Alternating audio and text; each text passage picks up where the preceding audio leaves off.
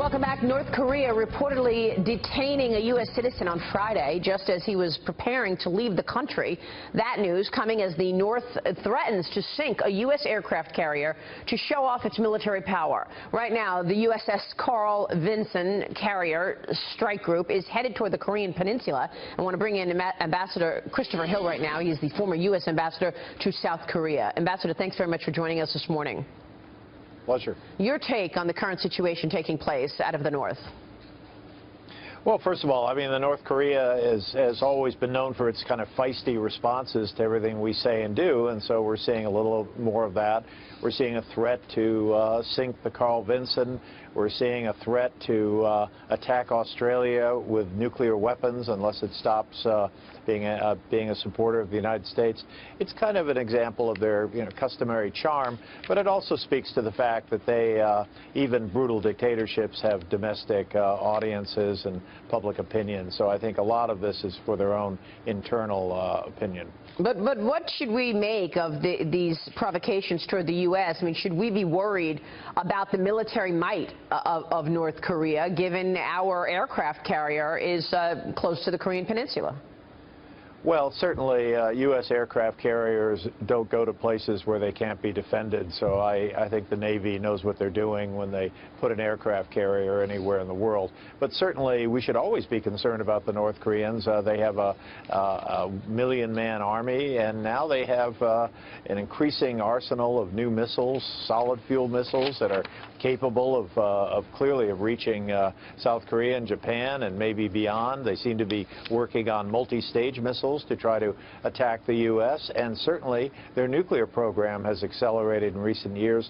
2 tests in 2016, another one that they are certainly signaling in the coming in this year as well. So there's a lot to be concerned about, and there's a reason why this whole issue has kind of moved up to the top of the charts. I think the Trump administration is basically doing the right thing, that is work harder with China, reassure our allies, South Korea and Japan.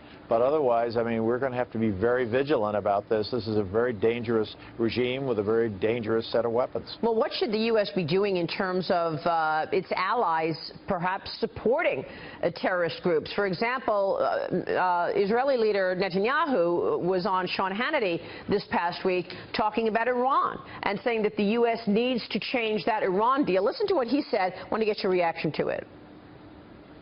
Vis-a-vis the deal with Iran, you know, I would, if I had to compress it to 2 words, repeal or replace. I think Washington has to decide its own position, but clearly one thing that has to be changed is to not let Iran have the best of all worlds, which is the worst of all worlds for Israel, and the Arab countries, the United States, the world. So what about that, Ambassador? I mean, the U.S. has been trying to court China as a way to, obviously President Trump has been courting the president of China as a way to get China to help rein in North Korea. But what about the Iran deal? What about other areas where the U.S. can make a difference in terms of stopping anyone supporting terrorism acts? Well, Prime Minister Netanyahu may be having some fun by referring to the Iran deal in terms that we talk about the health deal, health care repeal and replace. But I think he knows well that this is a multilateral deal. It's not just the United States. It's Britain, it's France, it's Germany, it's Russia, it's China, a lot of different countries involved. I think the Secretary of State, Rex Tillerson, said it best the other day. It appears that the Iranians are hewing to the letter of the agreement with respect to nuclear developments.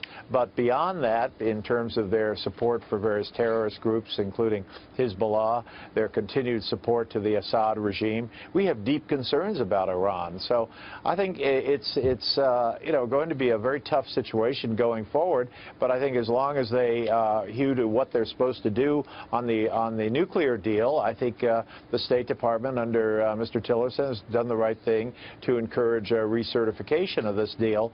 But beyond that, we need to be very clear that Iran is misbehaving, continuing continues to misbehave, concerns very much our Arab allies, and also is not a force for positive developments in this hideous place called Syria. So again, I think the Trump administration is basically on target with Iran. I feel like the mother of all bombs dropped in Afghanistan a week and a half ago was as much a signal to ISIS as it was a signal to North Korea to show the U.S. is not backing down when it sees wrongs.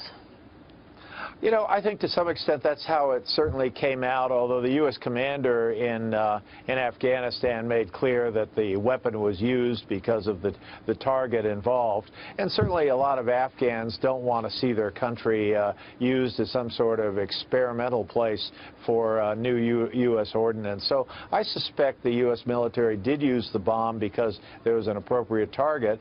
But if others take some lesson from it, for example, the North Koreans, who were rather infamous for digging their military structure deep into the ground, well, if they take a positive lesson from it, so be it. Yeah. Ambassador, good to have you on the program this morning. Thanks so much for weighing in.